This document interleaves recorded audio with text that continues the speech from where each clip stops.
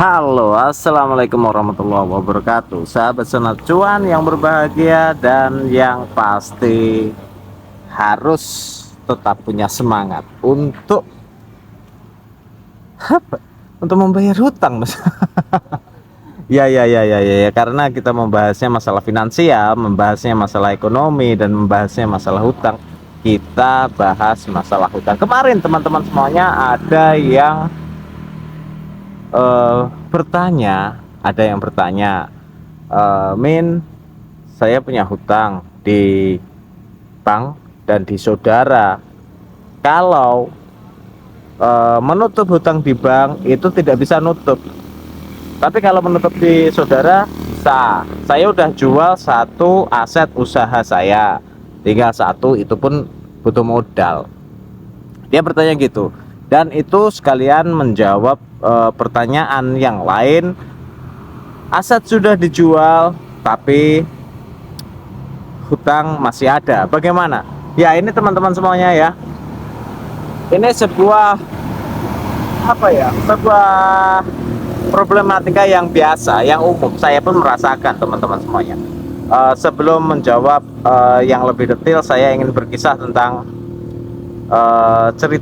sedikit cerita saya ya, bahwa pada saat itu saya mempunyai usaha yang modalnya diambilkan dari hutang, yaitu rental mobil dan perluasan usaha, ekspansi usaha di bidang kuliner di beberapa kota, dan itu harus tutup, harus bangkrut ketika pandemi menyerang. Ya, ketika pandemi menyerang, rental mobil yang mayoritas itu masih dalam masa angsuran, dan ekspansi usaha di beberapa kota itu pun juga dari pinjaman bank.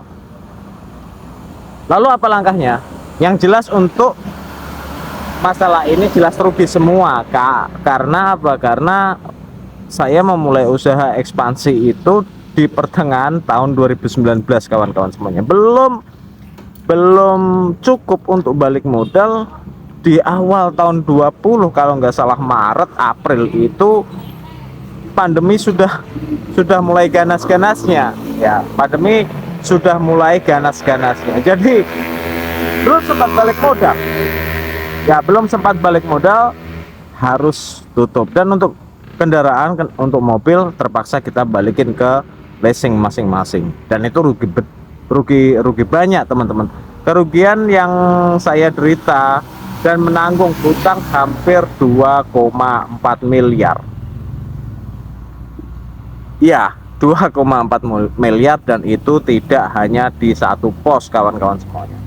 Itu ada di perbankan, ada di leasing. Perbankan itu pun ada 4. Leasingnya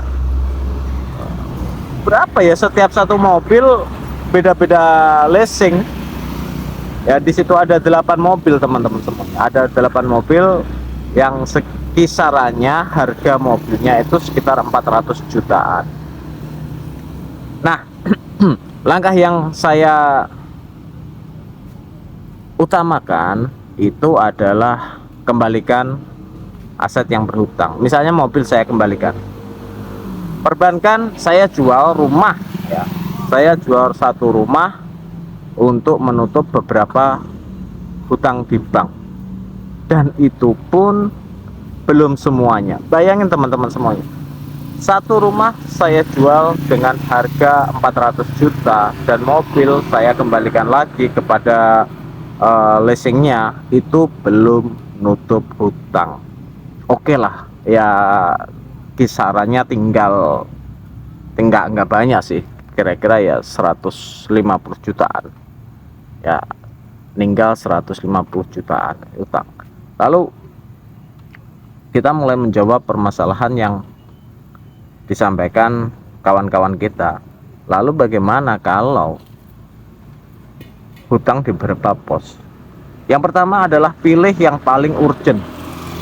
Misalnya dalam kasus ini adalah bank ya, misalnya dalam kasus ini adalah bank, tutup sebisa mungkin, semaksimal mungkin perbankan. Kenapa?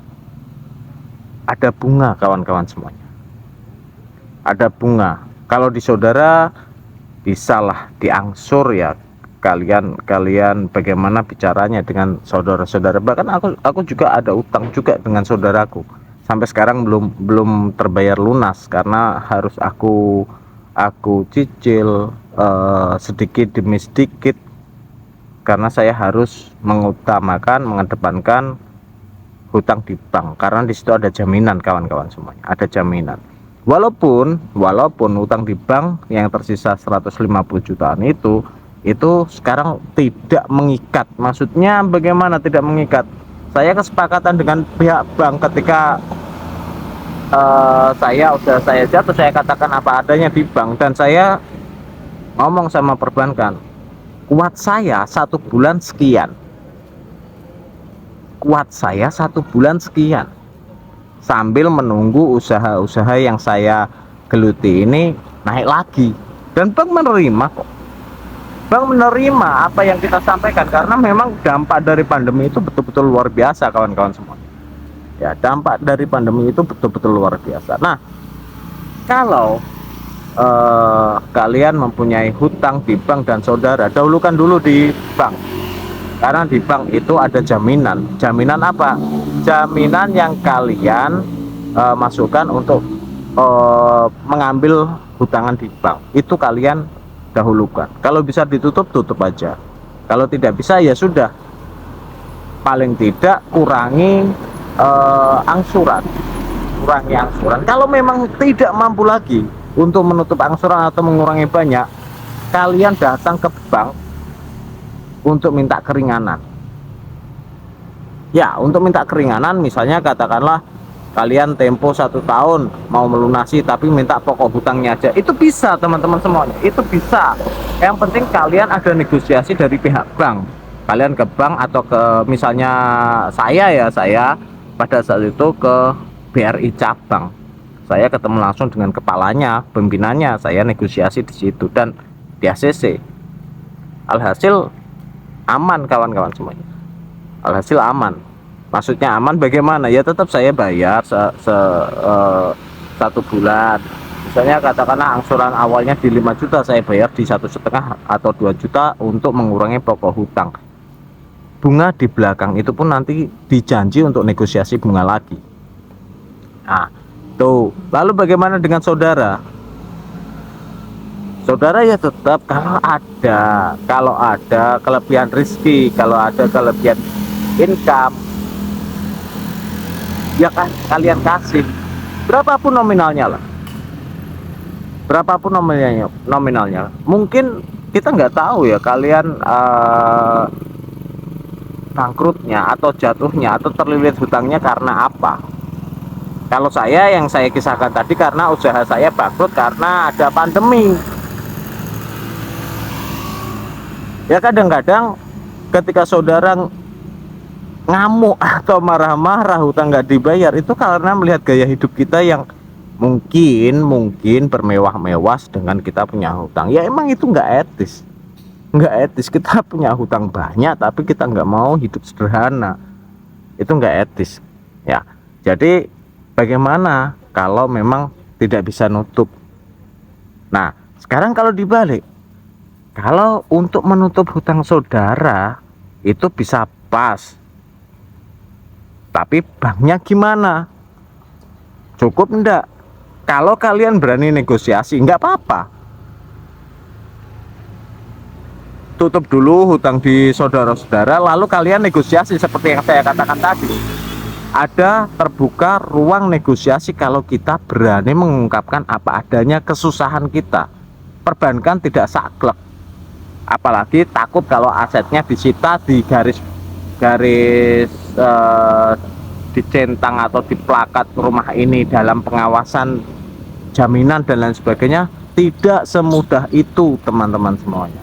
Perbankan tidak semata-mata untuk melakukan itu. Nah itu adalah apa yang saya alami. Saya bukan, kembali lagi seperti yang saya katakan sebelumnya, saya bukan pakar ekonomi, jitu prediksi ekonomi dan lain sebagainya. saya bercerita tentang pengalaman ketika saya bangkrut. Mungkin saya tidak akan berpakaian jas rapi, berbicara menggebu-gebu seperti di channel-channel lainnya, tapi bagaimana kita bisa bercerita ketika kita bangkrut adalah orang yang mengalami kebangkrutan dan terlilit hutang. Kalau orang yang tidak pernah mengalami bangkrut, tidak pernah terlilit hutang, bagaimana dia mau cerita pengalamannya? Begitu. Lalu ketika semua aset udah dijual, menyisakan hutang, bagaimana langkahnya? Kalau saya tetap negosiasi ke bank, minta keringanan. Itu satu-satunya jalan, itu sambil menunggu income kita naik, sambil menunggu kita berusaha untuk menaikkan lagi grade bisnis kita. Kecuali kalau kalian berhutang untuk foya-foya atau untuk biaya konsumtif, ini jelas berat. Rubah mindset.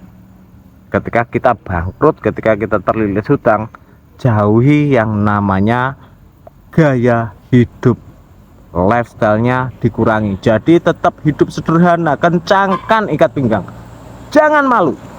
Saya punya 8 mobil, mobilnya grade-nya harganya di atas rata-rata. Habis semua saya tinggal bawa 2 sepeda motor butut kawan-kawan, tapi nggak utang, nggak malu. Kadang-kadang saya malah naik sepeda kalau motornya gantian untuk pakai istri sama anak, bahkan sama mertua. Saya naik sepeda dan itu nggak malu. Saya nggak pernah malu dengan keadaan yang saya terima, karena saya menyadari sebuah konsekuensi bisnis. Kalau nggak naik ya bangkrut, itu aja. Tapi paling tidak pernah merasakan kaya lah gitu. Ya itu kawan-kawan semuanya. Kalau aset sudah dijual dan hutang masih belum bisa tertutup, negosiasi, minta keringanan. Beranikan diri untuk datang ke kantor negosiasi dengan bank di mana kalian berhutang. Jangan takut, jangan ragu, perbankan pasti membantu. Itu yang bisa saya sampaikan, semoga bermanfaat. Kalau memang ada pengalaman dan cerita-cerita tentang permasalahan hutang, silahkan tulis di komentar. Sebisa mungkin saya akan membantu melalui pengalaman saya.